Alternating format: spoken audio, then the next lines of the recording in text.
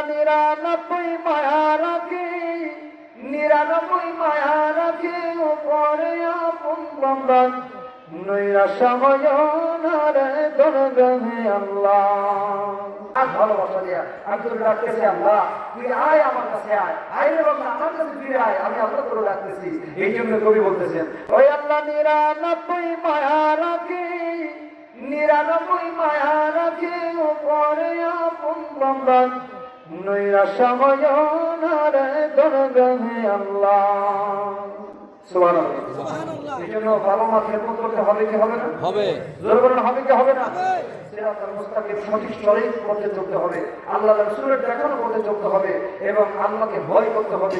এবং যারা আল্লাহকে মানে, আল্লাহকে ভয় করে, রাসূলের ভালোবাসা যে সমস্ত মানুষের মধ্যে আছে, আপনারা তাদের পক্ষে থাকবেন। কাল কিয়ামতের ময়দানে তাদের সঙ্গে আপনার হাসর নাসর হয়ে যাবে। জোরে বলেন সুবহানাল্লাহ।